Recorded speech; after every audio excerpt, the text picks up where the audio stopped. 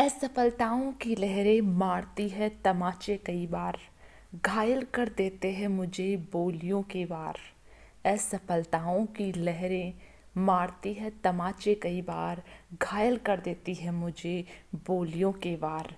फिर भी मजबूत हो उड़ते हैं इरादे मेरे, फिर भी मजबूत हो उड़ते हैं इरादे मेरे, टकरा कर जिंदगी की सुनामियों से हर बार।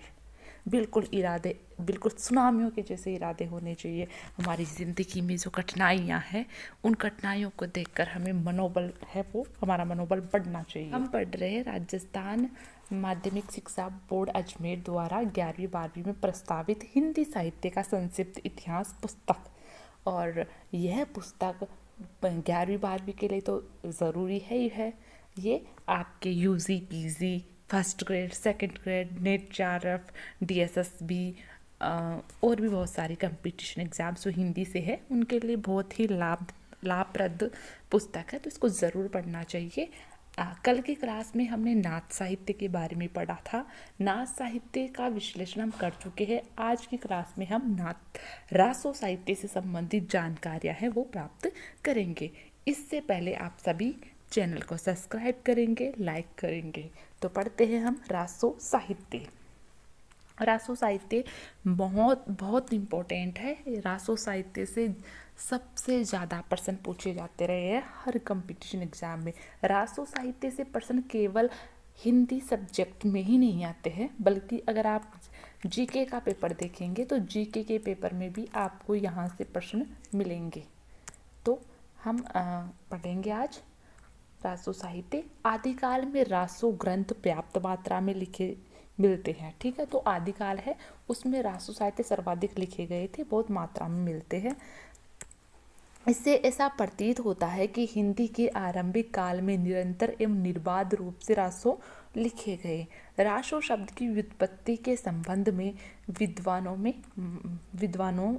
के मत प्रचलित है। तो यहाँ से ये जो रासो शब्द की व्युत्पत्ति किस शब्द से हुई है, यहाँ से भी प्रश्न बहुत बार पूछा गया। फर्स्ट ग्रेड में आ चुका है ऐसा प्रश्न, और नेट में तो आते ही आते हैं यहाँ से प्रश्न। तो यहाँ सुमेलित करने वाला कि रासो शब्द है उसकी उत्पत्ति किस शब्द से मानी है और किस नहीं मानी है, तो उनको सुमेलित करने वाला प्रश्न पूछा जा सकता है, या फिर ऐसे भी नॉर्मल प्रश्न है वो भी यहाँ से आ सकता है।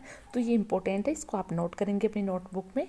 तो अब एक एक को पढ़ेंगे। फ्रांसीसी इतिहासकार गारसाद तासी ने रासो शब्द की व्युत्पत्ति राजसूई से मानी है। तो ये इंपॉर्टेंट है, लिखेंगे आप। गारसाद तासी है जिन्होंने हिंदी साहित्य का प्रथम इतिहास ग्रंथ लिखा था, या हिंदी साहित्य की इतिहास परंपरा है उसकी शुरुआत की थी गारसाद तासी ने। उन्होंने जो रासो शब्द है उसकी व्युत्पत्ति है वो राजसूई से मानी है, ठीक है। तो राजसूई किसका दिया हुआ है? गारसाद तासी का। आचार्य रामचंद्र शुक्ल ने रसायन शब्द से मानते हैं। तो आचार्य रामचंद्र शुक्ल है वो रासो शब्द की उत्पत्ति रसायन शब्द से मानते हैं, और रसायन शब्द विशल देव रासो में ये शब्द आया है, और विशल देव रासो से ही ये शुक्ल ने उठाया है, और वो वहीं से इसको लिंक करते हुए बताते हैं कि जो रासो शब्द है वो रसायन शब्द से बना है। शुक्ल के अनुसार विशल देव रासो में रसायन शब्द बार बार आया है, ठीक है। तो विशल देव रासो में रसायन शब्द बार बार आने की वजह से ही इन्होंने रासो शब्द की उत्पत्ति है वो रसायन शब्द से मानी है। तो इनको आप नोट करेंगे और याद भी रखेंगे। नरोत्तम स्वामी ने रसिक शब्द से तथा आचार्य चंद्रवली पांडे एवं आचार्य हजारी प्रसाद द्विवेदी ने संस्कृत के रासक शब्द से रासो की व्युत्पत्ति मानी है। तो जो नरोत्तम स्वामी है उन्होंने रसिक शब्द से मानी है, ठीक है।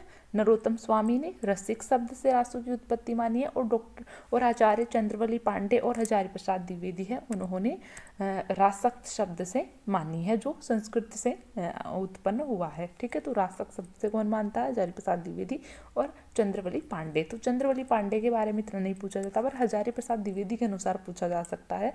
तो आपको रासक शब्द याद रखना है। आचार्य रामचंद्र शुक्ल ने रसायन माना है, गारसाद तासी है उन्होंने राजसूई को माना है, और चंद्रवली पांडे और हजारी प्रसाद द्विवेदी ने रासक को माना है। नरोत्तम स्वामी है उन्होंने रसिक से माना है। तो याद रखेंगे आप इन सब चीज़ों को। द्विवेदी जी ने कहा है रासक वस्तुतः एक विशेष प्रकार का खेल या मनोरंजन है। ठीक है, इनके अनुसार का कहना है कि जो रासक होता है वो एक विशेष प्रकार का खेल या मनोरंजन है। ठीक है, एक मनोरंजनात्मक कोई गतिविधि है, उसका नाम है रासक। रास में भी वही भाव है, और जो रास शब्द है उसमें भी वही भाव है, जिसे हम पढ़ते हैं ना रास लीला। ठीक है, तो रास लीला में मनोरंजन वाला भाव ही है। वास्तव में रासो राजस्थानी भाषा भी कौन सी, डिंगल में राजाश्रय कवि कौन से, विशेष रूप से चारण जाति के कवियों द्वारा युद्धों का चित्रण, वीरता के यशोगान को अतिशयोक्तिपूर्ण ढंग से धारा प्रवाह ओजस्वी भाषा शैली में लिखा गया काव्य है। तो रासो काव्य क्या है, तो रासो काव्य राजस्थानी भाषा में, और राजस्थानी भाषा की दो शैलियाँ थी, एक तो डिंगल थी, एक पिंगल थी। इसके बारे में मैं आपको पहले की क्लास में बता चुकी हूँ, कौन सी तो डिंगल होगी, कौन सी पिंगल होगी। ठीक है, तो राजस्थानी भाषा की डिंगल जो शैली है उसमें ये राज साहित्य ज़्यादा लिखा गया था, और इसमें जो राजाओं के आश्रय में रहने वाले जो कवि है, और उन कवियों में विशेष रूप से चारण जाति के जो कवि है, उन्होंने युद्धों का संजीव वर्णन करते हुए वीरता प्रदर्शित करने वाले काव्य हैं वो लिखे हैं, जिसमें राजाओं का या सूरवीर है उनका यशोगान किया है, उनकी वीरता का अतिशयोक्तिपूर्ण ढंग से वर्णन किया है। तो ये इसकी विशेषताएं हैं। आचार्य शुक्ल ने रासो ग्रंथों के आधार पर ही हिंदी साहित्य के प्रथम काल का नामकरण वीरगाथा काल के रूप में किया है। ये बात हम पहले पढ़ चुके हैं कि इन्होंने जो आचार्य रामचंद्र शुक्ल है उन्होंने आदिकाल को वीरगाथा काल नाम दिया है, और इसका कारण भी क्या रहा है, रासो साहित्य की बहुलता रहा है। वीरगाथा काल में प्राप्त रासो कृतियाँ खुमान रासो, हमीर रासो, विशलदेव रासो, परमाल रासो, पृथ्वीराज रासो, विजयपाल रासो है। ठीक है, तो ये बहुत सी रचनाएं हैं जो वीरता संबंधित, युद्धों से संबंधित राजाओं के आश्रय में लेकर चारण कवियों ने लिखी है। इनमें जो महत्वपूर्ण है इनको हम सबको एक एक करके पढ़ेंगे। पहला है खुमान रासो। खुमान रासो के बारे में कंपटीशन में भी जीके का वाला पेपर होता है, फर्स्ट पेपर, उसमें भी खुमान रासो से संबंधित प्रश्न आते रहते हैं, या रासो से जितने भी है, हमीर रासो है, खुमान रासो, परमार रासो, बिसलदेव रासो, इन सबके जीके में भी प्रश्न आते हैं, किसने लिखा है, कौन से लेखक है, कौन से लेखक की कौन सी कृति है, तो वो सब भी आता रहता है। इसमें किसका कथानक किससे संबंधित, कौन से राजा से संबंधित है, कौन सी रानी है, ठीक है, ये कौन से युद्ध का वर्णन है। ठीक है, ये सारी जो कॉमन चीज़ें हैं, सामान्य चीज़ें हैं, वो जीके वाले पेपर में पूछी जाती रही है, और साहित्य में तो पूछी जाएगी ही जाएगी। ठीक है, इसलिए हिंदी में भी आती है और जीके में भी आती है। तो इस दृष्टि से आप दोनों दृष्टि से इसको याद रखेंगे, क्योंकि अब काफ़ी इंपॉर्टेंट हो गया है हमारे लिए रासो साहित्य। आदिकाल की, अब देखो कुमार रासो के बारे में पढ़ेंगे। आदिकाल की इस रचना का समय 9वीं शताब्दी, याद रखेंगे, ये पूछा गया है, फर्स्ट ग्रेड में आ चुका है ये प्रश्न। कुमार रासो की जो समय सीमा है, या कुमार रासो का समय कितना माना गया है, तो 9वीं शताब्दी माना गया है। ठीक है, तो ये आपको याद रखना। एक बार एक प्रश्न आया था कि कौन सा ग्रंथ 9वीं शताब्दी में लिखा गया था, तो 4 ऑप्शन थे, 4 रचनाएं थी, इनमें एक खुमान रासो भी थी। ये प्रश्न आ चुका है, और इसमें ये भी आ चुका है खुमान की कौन सा ग्रंथ है जिसमें जो मेवाड़ का जो राजा है, मेवाड़ का राजा महाराणा प्रताप से संबंधित कुछ पंक्तियां मिली है, कौन से ग्रंथ में मिली है, तो वो कुमार रासो में मिली है। राज सिंह तक का इसमें वर्णन मिलता है हमें, और रचना का समय कौन सा है, 9वीं शताब्दी है। राज सिंह का किस समय के है, 17वीं शताब्दी के है। और जो चित्तौड़ या मेवाड़ के जो महाराणा प्रताप है वो कौन सी के है, 16वीं शताब्दी के। तो बातें मिल नहीं रही ना, कोई एक कवि ने नहीं लिखा है, यानी कि बाद में इसमें जुड़ते गए हैं। आगे पढ़ेंगे तो हमारे सामने ये जो चीज़ें हैं वो बिल्कुल क्लियर हो जाएगी। तो 9वीं शताब्दी का है, ये याद रखेंगे। इसे चित्तौड़ नरेश खुमान के समकालीन कवि दलपत विजय द्वारा रचा गया है। तो दलपत विजय है, ये इसके रचनाकार है, ये भी आप याद रखेंगे। रचनाकार से संबंधित प्रश्न ज़्यादा आता रहा है। ठीक है, किंतु कुछ विद्वान इसे 17वीं शताब्दी की रचना भी मानते हैं। ठीक है, 17वीं शताब्दी की मानते हैं, क्यों मानते हैं वो अब देखेंगे हम। इसमें 17वीं शताब्दी के राजा राज सिंह का वर्णन है, लेकिन 870 से 890 के समय बगदाद के धर्मगुरु जिनको खलीफा के नाम से जाना जाता है, कौन से खलीफा, आलमामू के द्वारा चित्तौड़ पर किए गए आक्रमण का वर्णन मिलता है। तो 870 से 890 के समय के बीच में ये जो धर्मगुरु है आलमामू, इन्होंने चित्तौड़ पर आक्रमण किया था, उसका वर्णन भी इसमें मिलता है। इसका मतलब प्रमाणिक है कि ये 9वीं शताब्दी का ही है, ठीक है। मगर बाद में जो बाद के कवि हुए हैं उन्होंने बाद में और जोड़ दिया, ठीक है। बाद के कवि जो राजा थे उनके बारे में बाद में इस रचना में जोड़ा गया है। इससे ऐसा लगता है कि 9वीं शताब्दी के बाद प्रक्षिप्त अंश बाद में जोड़े गए हैं, यानी जो प्रक्षिप्त का अर्थ होता है बाद में जोड़े गए अंश, ठीक है, या जो इस मूल रचना के नहीं है तो बाद में जोड़े गए हैं। इसमें खुमान द्वारा खलीफा को परास्त करने का वर्णन भी मिलता है। वीर रस के साथ साथ श्रृंगार की धारा भी बही है। इसकी भाषा डिंगल है, ठीक है। डिंगल राजस्थान इसकी भाषा है, याद रखेंगे आप। खुमान रासों के रचनाकार कौन है? दलपत विजय। ये आप नोट करने की चीजें हैं वो ये है, समय याद रखेंगे। कौन सा कहाँ का राजा है? चित्तौड़गढ़ का राजा है, कौन? खुमान, ठीक है। और उन रचनाकार कौन है? दलपत विजय है। और इसमें किससे संबंधित जो रचना है उसमें किससे संबंधित जानकारी मिलती है? तो राज सिंह के समय तक की जानकारियाँ हमें मिलती हैं, ठीक है। तो ये आप पे याद रखेंगे। और हो सकता है ये अलमामू खलीफा है उसके आक्रमण वाला भी पूछ लिया जाए, तो ये भी आप इस रेफरेंस में आप लिख लेंगे, ताकि हिंट के रूप में लिख लेंगे ताकि आपको याद रहे। इसकी भाषा कौन सी है? राजस्थानी डिंगल है, क्योंकि यहाँ डिंगल पिंगल से संबंधित प्रश्न भी पूछे जाते रहे हैं। और वीररस और श्रृंगार तो है ही है इसमें।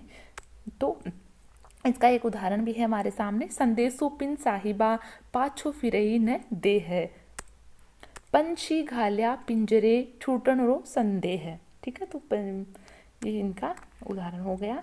फिर अगला जो रासो है हमारे सामने वो है हमीर रासो। हमीर रासो कवि शारंगधर कृत हमीर रासो रणथंभौर के राव हमीर देव के शौर्य की गाथा है, ठीक है। तो जो रणथंभौर के राजा है हमीर देव चौहान, उनसे संबंधित ये रचना है। उनके बारे में, उनकी वीरता के बारे में इसमें वर्णन किया गया है। इसका समय 13वीं शताब्दी बताया गया। ये समय आप बिल्कुल नोट करेंगे, क्योंकि कई बार फर्स्ट ग्रेड में भी लगभग कुछ रेयर केसेस में से एक पर्सन है वो आते रहे हैं, और नेट में तो आते आते हैं। ये जो रासो साहित्य है उसके समय के अनुसार उसको क्रमबद्ध करवाया जाए, तो उस समय आपके लिए इम्पोर्टेंट है कि आपको हर रासो साहित्य का समय याद होना चाहिए, तभी आप क्रमबद्ध रूप से उसको सेट कर पाएंगे। तो 13वीं शताब्दी है, ये इसका समय रहा है। अलाउद्दीन खिलजी द्वारा 1301 में रणथंभौर पर किए गए आक्रमण का वृत्तांत बताया गया, ठीक है। तो इसमें हमें रासो है, इसमें सारंगधर ने अलाउद्दीन खिलजी द्वारा 1301 में जो रणथंभौर पर आक्रमण किया था, उसके बाद में जो हमीर देव चौहान है और उनके जो सेनापति है और जो सैनिक है वो केसरिया कर लेते हैं। रानियां हैं जो रंग देवी है, इनकी पत्नी रंग देवी है, इनकी पुत्री देवल दे है, वो जोहर कर लेती है, और जो रनिहाड़ तालाब है उसमें कूदकर जल जोहर कर लेती है। तो राजस्थान का पहला जल जोहर है वो भी यही माना जाता है, पृथ्वीराज ये रणथंभौर का ही माना जाता है। तो ये सारी घटनाक्रम है वो इसमें वर्णित है। और ये जो कृति है वो उपलब्ध नहीं है, इसकी कृति उपलब्ध नहीं है, यानी कि मूल रूप से ये जो ग्रंथ है वो अभी प्राप्त नहीं है मौजूदा स्थिति में। प्राकृत पेलगम में इसके कुछ छंद मिले हैं, यानी प्राकृत पेलगम नाम की एक रचना है, और उस प्राकृत पेलगम में ही इसके कुछ छंद है वो प्राप्त हुए, और उस छंदों के आधार पर पता चला है कि कोई सारंगधर था जिसने पृथ्वीराज रासो रचना लिखी है, और उसमें रणथंभौर के राजा हमीर देव चौहान की वीरता का वर्णन है। ये सारी जानकारी उसी से प्राप्त हुई है, बाकी ये कृति उपलब्ध नहीं है, ठीक है। अगला है बिसलदेव रासो। बिसलदेव रासो इस कृति के रचयिता कवि नरपति नालय है। ये इंपॉर्टेंट है, बहुत बार पूछा गया, इंपॉर्टेंट है, याद रखेंगे। एक तो प्रश्न ये पूछा गया है कि इसके रचनाकार कौन है बिसलदेव के, तो नरपति नालय है। दूसरी बात ये पूछी गई है कि रासो साहित्य में ऐसा कौन सा रासो साहित्य है जिसमें जो श्रृंगार रस प्रधान है, तो बिसलदेव रासो ही है। बिसलदेव रासो में वीर रस प्रधान न होकर श्रृंगार रस प्रधान है। वीर रस है वो गौण रस के रूप में यहाँ पर आया है, ठीक है। तो इसको भी याद रखेंगे। और ये भी जो हिंदी साहित्य है उसमें 12 मासा पद्धति है, 12 मासा वर्णन की जो पद्धति है वो उसकी शुरुआत कहाँ से होती है, तो वो बिसलदेव रासों से ही होती है। सबसे पहले बिसलदेव रासों में ही 12 मासा वर्णन है वो किया गया था, और उसके बाद में अन्य रचनाओं में या अन्य जो रचनाकार हैं उन्होंने 12 मासा वर्णन पद्धति है वो अपनाई है। तो ये चीज़ें यहाँ से इम्पोर्टेंट हो जाती है जो हमें जानकारी इनकी होनी चाहिए। इसकी रचना कुछ विद्वानों ने विक्रम संवत 1272 मानी है, जिसका प्रमाण कृति में दिया गया है। यानी कि इस बिसलदेव रासो की जो पंक्तियां मिली हैं उन पंक्तियों में स्पष्ट रूप से दे रखा है इसकी रचना है 1272 विक्रम संवत में हुई है। तो वो पंक्तियां भी हमारे सामने हैं, हम देखेंगे। 1272 माझारी जेठ बदी नवमी बुधवारी, नाहल रसायन आरंभई शारदा तुट्टी ब्रह्म कुमारी। तो ये रचना है, इससे हम जानकारी मिली। तो 1272 यानी 1272 विक्रम संवत है, उसमें इसकी रचना आरंभ की गई है। और वहाँ उस समय कौन सी तिथि थी, यानी विक्रम संवत की कौन सी तिथि थी, तो जेठ माह था। और जेठ माह में जो कृष्ण बदी मतलब कृष्ण पक्ष की जो नवमी है वो था, और बुधवार था। वार कौन सा था, बुधवार था। उस समय ये रचना नाल यानी जो नरपति नाल है उसने इसकी रचना रसायन रासों की रचना की है। और ये जो यहाँ पर देखो रसायन शब्द आया है, यहाँ पर रसायन शब्द आया, और इस रसायन शब्द को ही आचार्य शुक्ल ने रासो शब्द है उसकी उत्पत्ति का आधार बताया है। लेकिन अधिकतर विद्वानों ने इसका जो समय है वो विक्रम संवत 1212 माना है, इस रचना का स्वीकार करते हैं। इसमें अजमेर के चौहान वंशीय राजा बिशलदेव का विवाह है मालवा के राजा भोज परमार की पुत्री राजमती से हुआ, किंतु राजमती और विशलदेव में आपसी संवाद के कारण विशलदेव राजमती को छोड़कर उड़ीसा चले गए। 12 वर्ष तक वहीं रहे और 12 वर्ष के बाद में पुनः लौट कर आए। इस कृति में राजमती की विरह गाथा है, यानी जो बिसलदेव रासो है उसका जो तीसरा खंड है वो राजमती का विरह वर्णन खंड ही है। काफ़ी इम्पोर्टेंट है, राजमती का विरह है वो उसमें वर्णित किया गया है मार्मिक ढंग से, मार्मिक शैली में।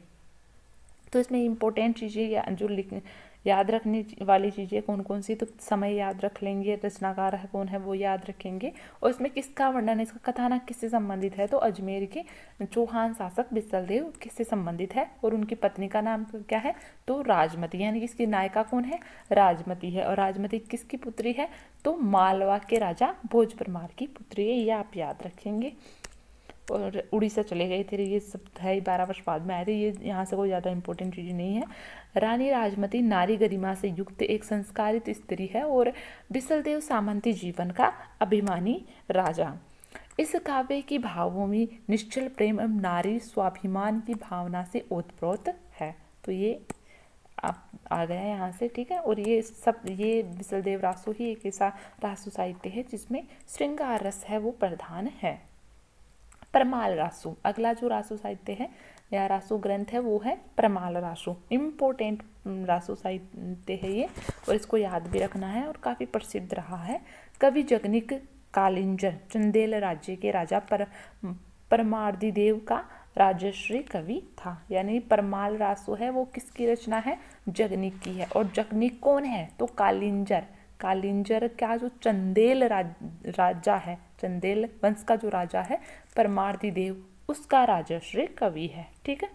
तो उसने ये लिखी है परमाल रासो। मगर परमाल रासो के बारे में बता दो कि परमाल रासो है वो उपलब्ध नहीं है, लिखी हुई नहीं मिलती है। ये जनश्रुतियों के माध्यम से या एक पीढ़ी से दूसरी पीढ़ी में गा कर ही फैली है, गा कर ही है स्थानांतरित हुई है, ठीक है। तो ये गेय शैली के अंतर्गत लिखी गई है और आलाहा छंद है उसमें लिखी गई है। आला छंद में 31 मात्राएं होती हैं, 31 मात्राओं का एक छंद होता है जिसको आलाहा छंद कहते हैं, उस आलाहा छंद में ये लिखी गई है। और एक आलाहा राग भी होता है, तो आलाहा राग में ये गाया जाता है, इसलिए इसका नाम आलाहा खंड रखा गया है। तो आलाहा खंड में एक अपने आधुनिक काल है, हिंदी साहित्य का जो आधुनिक काल है उसमें छायावाद चलता है। छायावाद के प्रमुख कवि स्तंभ कवि जयशंकर प्रसाद है, उनकी कालजी कृति है महाकाव्य जो कामायनी है। कामायनी में भी ये जो आलाहा छंद है उसका प्रयोग किया गया है, तो आप वो भी आप याद रख सकते हैं। तो आलाहा छंद है उसका प्रयोग इसमें किया गया है। तो देखते हैं हम इसके बारे में क्या क्या है। इसी के यहाँ बनाफर शाखा के 2 क्षत्रिय वीर आलाह और उद्दल रहते थे। यहाँ से प्रश्न आ चुका है भाई कि जो बनाफर, ये जो आलाह और उद्दल है वो किस शाखा के थे या किस वंश के थे। तो ये बनाफर वंश के थे या बनाफर शाखा के 2 वीर थे। यहाँ से प्रश्न है वो आ चुका है। तो आप याद रखेंगे बनाफर शाखा के 2 क्षत्रिय वीर कौन कौन से हैं। तो एक आला है और एक उद्दल है। उनकी वीरता का यहाँ पर इस रचना में जगनिक ने वर्णन किया है।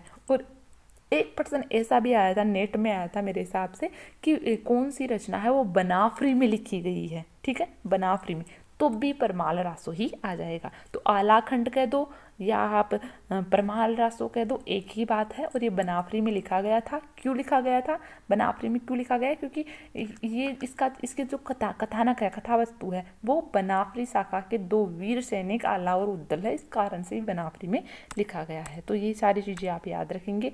इन दोनों वीरों की युद्ध में वीर गति को प्राप्त होने पर जगनिक कवि ने अद्भुत शौर्य गाथा को काव्य में लिखा है। तो मैं थोड़ा सा आपको इसके बारे में बता देती हूँ कि जो चंदेल शासक, कालिंजर के जो चंदेल शासक है परमर्दी देव, इनके दो सेनानायक है आला और उद्दल। ठीक है, तो परमार्दी देव है, उन पर जो पृथ्वीराज चौहान है उन्होंने आक्रमण कर दिया था और इन दोनों के बीच में महोबा का युद्ध होता है। और महोबा के युद्ध में परमर्दी देव चंदेल है, वह उस युद्ध भूमि को छोड़कर भाग जाता है।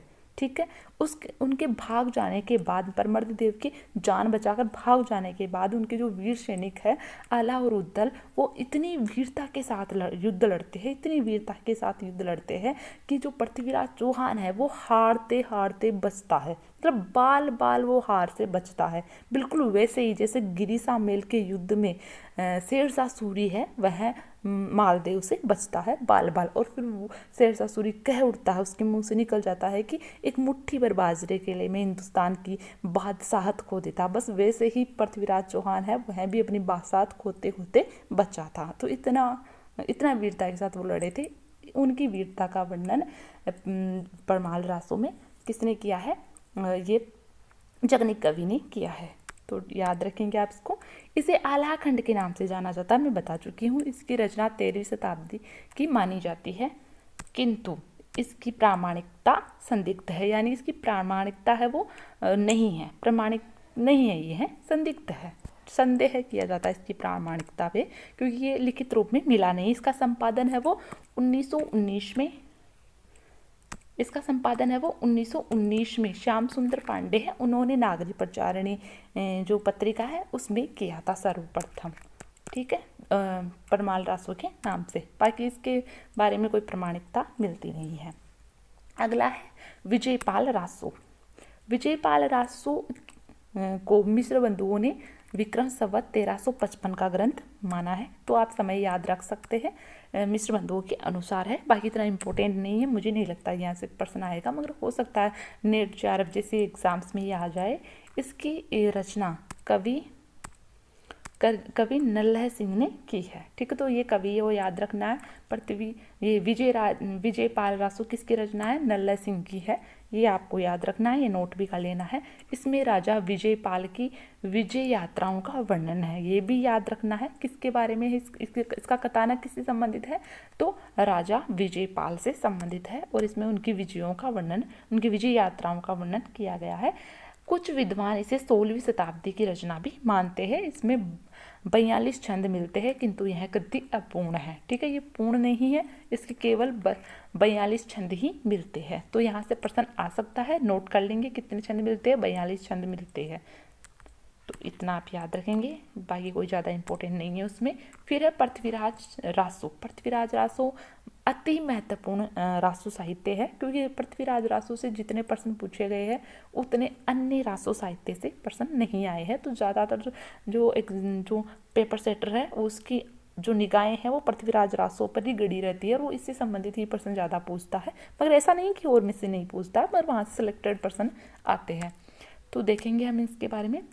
पृथ्वी वीर गाथा काल की सुप्रसिद्ध रचना चंद बरदाई कृत पृथ्वीराज रासो एक विवादास्पद कृति है। ये पहला सेंटेंस ही हमें इसके बारे में पूरी कहानी बता रहा है और ये विवादास्पद शब्द है, यही एक ऐसा शब्द है जो इसके प्रश्नों की संख्या इतनी अपार रूप से बढ़ा देता है। तो कौन है इसको प्रमाणिक मानता है, कौन अप्रमाणिक मानता है, कौन अर्ध प्रमाणिक मानता है, उन विचारकों के नाम पूछे जाते हैं। तो बहुत ज़्यादा यहाँ से प्रश्न बनते हैं, तो देखेंगे हम। तो सबसे पहला तो नोट करने जैसा चीज़ है वो ये है कि पृथ्वीराज रासो किसकी रचना है, चंद बरदाई की है। और चंद बरदाई कौन है, तो जो अजमेर के चौहान शासक पृथ्वीराज चौहान है उनके दरबारी कवि और उनके जो कवि मित्र है उनकी रचना है ये। पृथ्वीराज रासो के 4 संस्करण मिलते हैं, ठीक है, 4 संस्करण मिलते हैं, 4 अलग अलग प्रकार के ग्रंथ मिलते हैं जो पृथ्वीराज रासो के नाम से है। इससे यह पता लगाना कठिन है कि इनमें से प्रमाणिक ग्रंथ कौन सा है, क्योंकि 4 संस्करण मिलते हैं पृथ्वीराज रासो के, तो ये बहुत कठिन हो जाता है कि कौन सा संस्करण प्रमाणिक है कौन सा नहीं है। पृथ्वीराज रासो की प्रामाणिकता पर 2 पक्ष है, वैसे 2 नहीं है 3 पक्ष है, मगर फिर भी हम देखेंगे, आगे देखेंगे। एक पक्ष इसे पूर्णतः अप्रमाणिक मानता है, ठीक है, एक ऐसा पक्ष है जो पृथ्वीराज रासो को अप्रमाणिक मानता है। तो कौन कौन मानते हैं अप्रमाणिक, इसके समर्थक कवि राजा श्यामलदास, गौरीशंकर, हीराचंद ओझा, मुंशी देवी प्रसाद, डॉक्टर वूलर और आचार्य रामचंद्र शुक्ल है, ठीक है। किंतु आचार्य रामचंद्र शुक्ल इसे वीर गाथा काल की रचना मानते हुए इसके महत्व को नकार नहीं सके, ठीक है। अब आपके यहाँ से समझ में नहीं आया होगा, क्योंकि एक तरफ तो आचार्य रामचंद्र शुक्ल है वो उसको अप्रमाणिक मान देते हैं, और दूसरी तरफ ये इसको वीर गाथा काल की रचना भी मानते हैं, नकारते नहीं, मानते। और पृथ्वीराज को हिंदी का प्रथम कवि और जो पृथ्वीराज रासो उसको हिंदी का प्रथम महाकाव्य तक कह देते हैं, देखेंगे हम आगे। इन्होंने चंद बरदाई को हिंदी का पहला कवि तथा पृथ्वीराज रासो को हिंदी का प्रथम महाकाव्य माना है, ठीक है। तो ये सारी चीज़ें आपको नोट करनी है, कौन कौन इसको अप्रमाणिक मानता, तो कविराज श्यामलदास, गौरीशंकर, हीराचंद ओझा, मुंशी देवी प्रसाद, डॉक्टर वूलर, आचार्य रामचंद्र शुक्ल, ठीक है। और ये भी आप नोट करना है कि जो आचार्य रामचंद्र शुक्ल है इन्होंने हिंदी का प्रथम कवि कहा है चंद बरदाई को, और प्रथम महाकाव्य है वो पृथ्वीराज रासो को माना है। ये चीज़ें इंपॉर्टेंट है, प्रश्न पूछा जाएगा। अब मैं थोड़ा सा आपको बता देना चाहती हूँ कि होता क्या है, ये क्यों मानते हैं प्रमाणिक। तो डॉक्टर वूलर है,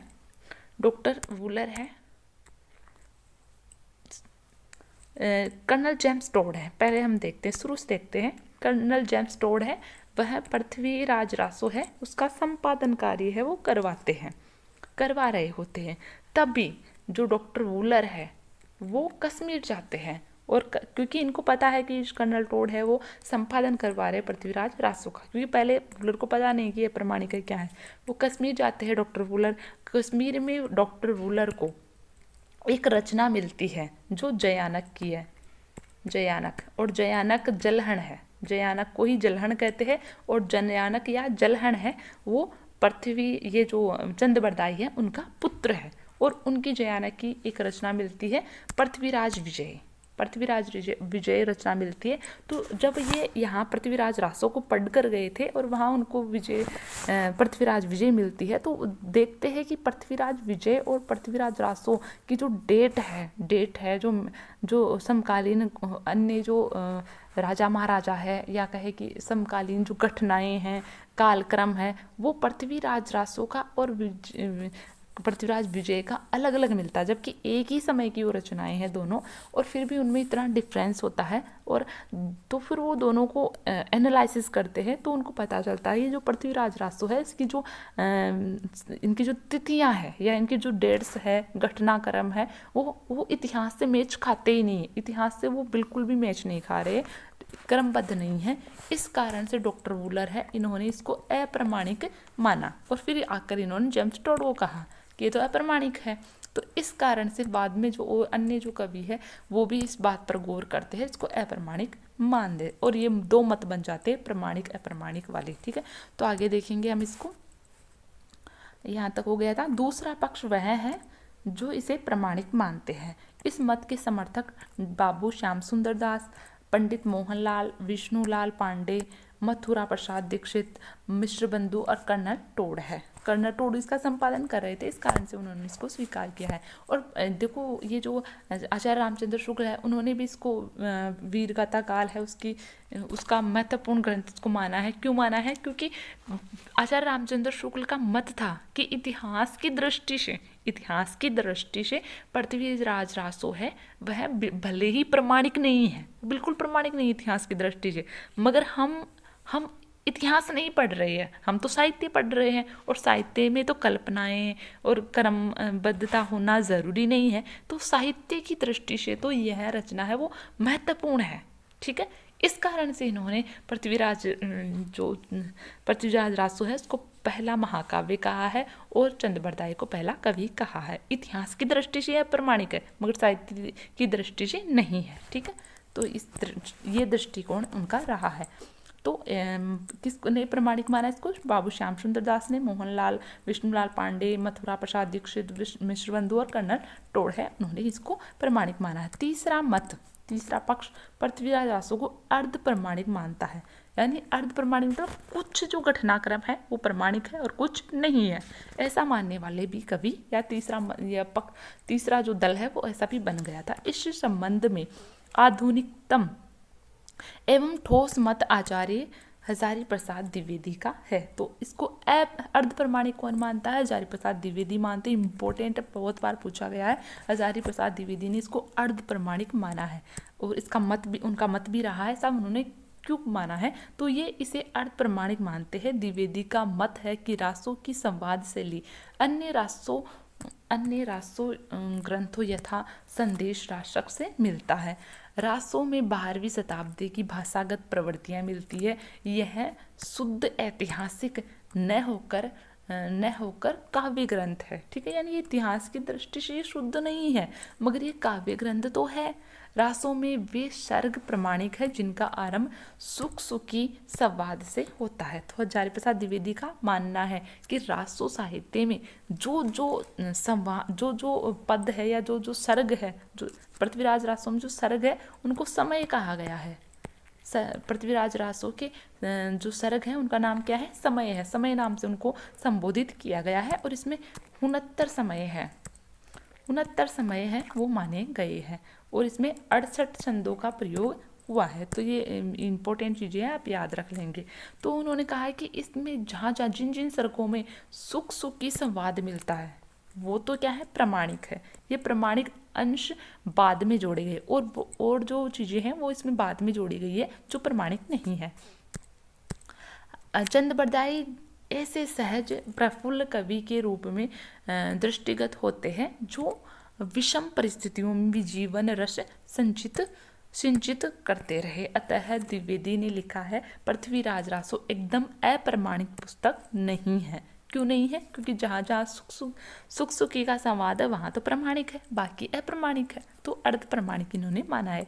इसकी कुछ प्रमाणिकता प्राप्त होती है, जैसे आरंभिक अंश। कुछ प्रमाणिकता कौन से अंश इसके प्रमाणिक माने आचार्य प्रसाद द्विवेदी ने? तो आरंभिक अंश है वो प्रमाणिक है। इच्छनी विवाह है वो भी, जो पृथ्वीराज रासो है, पृथ्वीराज चौहान है, उनकी पत्नी है इच्छनी, तो इच्छनी के साथ उनका विवाह होता है, ये भी क्या है? प्रमाणिक है। शशि व्रत का गंधर्व विवाह भी प्रमाणिक माना गया है। संयोगिता का जन्म और फिर उसका विवाह है वो भी प्रमाणिक घटनाक्रम के अंतर्गत माना गया। इस प्रकार पृथ्वीराज रासो की कथा ऐतिहासिक है। चंद्रबरदाई चौहान वंशीय पृथ्वीराज चौहान के प्रिय सखा एवं दरबारी कवि थे। जब सिहाबुद्दीन गोरी ने पृथ्वीराज को बंदी बनाकर गजनी ले गया, तब पृथ्वीराज चौहान को बचाने के लिए चंद्रबरदाई स्वयं भी साथ गए और शब्दवेदी बाण चलाने में कुशल पृथ्वीराज का कौशल गजनी में दिखाया। तो तो इस प्रकार से क्या है कि जो तराइन का युद्ध होता है, तराइन का पहला युद्ध 1191 ईस्वी में होता है और इसमें पृथ्वीराज चौहान है उसकी विजय होती है, सिहाबुद्दीन जो गोरी है वह पराजित हो जाता है। फिर 1192 में फिर तराइन का द्वितीय युद्ध होता है, इसमें पृथ्वीराज चौहान है उनकी हार होती है, वो पराजित हो जाते हैं और गोरी है वह विजयी रहते हैं। और फिर क्या करते हैं, पृथ्वीराज चौहान है उसको युद्ध में ही बंदी बना लिया जाता है और बंदी बनाकर सिहाबुद्दीन गोरी है वह गजनी ले जाते हैं। ये सारी घटनाक्रम है वो पृथ्वीराज रासो के अनुसार बताया जा रहा है, ठीक है। तो वो उसको गजनी ले जाते हैं। गजनी ले जाने के बाद में उनके जो परम मित्र भी है और कवि भी है, दरबारी कवि भी है चंद बरदाई, वो स्वयं उनको बचाने के लिए गजनी चले जाते हैं और गजनी जाकर जो गोरी है उनको बताते हैं कि जो पृथ्वीराज है वह सप्त भेदी बाण चलाने में बहुत कुशल है, इस विद्या में वो काफ़ी कुशल है, तो आपको इनकी जो ये जो कौशल है वो आपको देखना चाहिए। तो तब एक सभा लगती है, पृथ्वीराज चौहान को जो शब्द वेदी है सो बाण दे दिए जाते हैं और जो चंद बरदाई है वह शब्द बोलता जाता है और गोरी है, एक गोरी पर फिर बाण से अटैक किया जाता है, आक्रमण किया जाता है और जो गोरी है उसकी मृत्यु हो जाती है। उसमें एक पद है, इनका एक छंद है जो काफ़ी प्रसिद्ध है, एग्जाम्स में भी काफ़ी पूछा गया है कि 4 बांस 24 गज अंगुली अष्ट प्रमाणता ऊपर बैठो है सुल्तान तू चूके मत चौहान। तो इससे पता चलता है कि कितनी दूरी पर और किस तरफ जो चौहान है वो सिहाबुद्दीन गोरी बैठा है और किस प्रकार से उन्होंने बाण चलाना है। तो ये जो छंद था इसको सुनते ही पृथ्वीराज चौहान है वह बाण जो तीर है वो चला देते हैं, बाण चला देते हैं और वो जाकर गोरी के लग जाता है और गोरी की मृत्यु हो जाती है। ये सारा जो घटनाक्रम है ये किस में बताया गया है, ये पृथ्वीराज रासो में बताया गया है। जबकि इतिहास ये कहता है कि जो सिहाबुद्दीन गोरी है उसकी मृत्यु है वो तो जो झेलम नदी है, झेलम नदी के किनारे पर जो खोकर है, झेलम नदी जो पंजाब में झेलम नदी है उसके किनारे खोकरों ने गोरी को मारा था। तो ये इतिहास कहता है। तो इस प्रकार से इतिहास और ये जिसमें लिखा हुआ है वो मेल नहीं खाता, इस कारण से इसको अप्रमाणिक मानते हैं। तो आपके समझ में आया होगा, ये थोड़ा और पढ़ लेते हैं जो रह गया। इस शब्द वेदी बाण के पश्चात दोनों मित्रों ने वहीं प्राण त्याग दिए, यानी कि दोनों ने एक दूसरे को मारकर है वो आत्महत्याएं कर ली। इससे पृथ्वी राज की वीरता, शौर्य एवं पराक्रम का सुंदर चित्रण है। इस कारण यह महाकाव्य की श्रेणी में आता है। कहते हैं कि चंद पृथ्वीराज के साथ जाते समय अपने इस ग्रंथ को अपने पुत्र जलहन के हाथ में सौंप गए थे, यानी कि इनका जो पुत्र था जलहन, जिसका नाम जयानक है,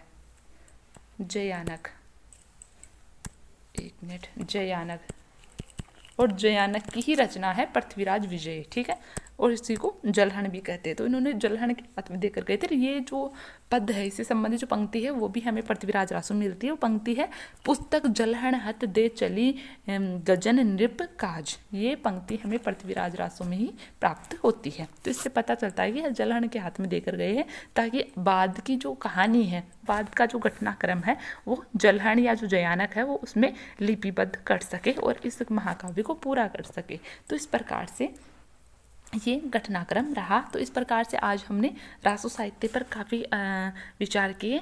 कल की क्लास में हम आदिकाल की अन्य रचनाएं और अन्य जो कवि रहे हैं, महत्वपूर्ण कवि और महत्वपूर्ण रचनाएं, उनको हम पढ़ेंगे, उनके बारे में विचार करेंगे। आज इतना ही पढ़ पाएंगे।